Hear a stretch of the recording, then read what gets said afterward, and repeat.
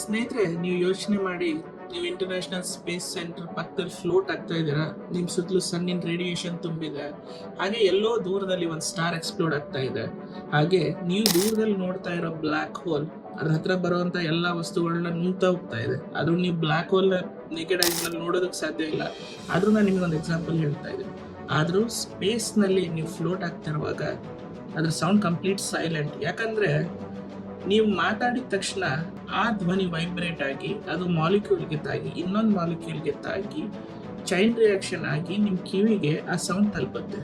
ಸ್ಪೇಸ್ನಲ್ಲಿ ಮೀಡಿಯಮ್ಮೇ ಇಲ್ಲ, ಅಂದರೆ ಸ್ಪೇಸ್ನಲ್ಲಿ ಯಾವುದೇ ಏರ್ ಅಥವಾ ಮಾಲಿಕ್ಯೂಲ್ ಇಲ್ಲ. ಹಾಗಾಗಿ ನಿಮಗೆ ಯಾವುದೇ ಸೌಂಡು ನಿಮ್ಮ ಹತ್ರ ತಲುಪೋದಿಲ್ಲ.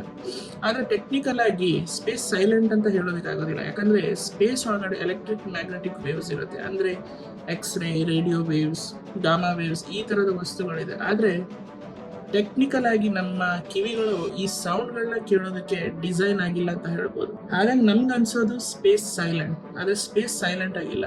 ವಿಜ್ಞಾನಿಗಳು ಯಾವುದೇ ಥರದ ಅಥವಾ ಪ್ಲಾನೆಟ್ ಸೌಂಡ್ನ ಅಥವಾ ಏನೇ ರೀಡ್ ಮಾಡಬೇಕಂದ್ರೂ ಈ ವೇವ್ಸ್ಗಳ ಮೂಲಕ ಆ ಸೌಂಡ್ನ ರೀಡ್ ಮಾಡಿ ನಮ್ಮ ಮುಂದೆ ಪ್ರೆಸೆಂಟ್ ಮಾಡ್ತಾರೆ. ಅದಕ್ಕೆ ಹೇಳೋದು space is silent, but technically it's not.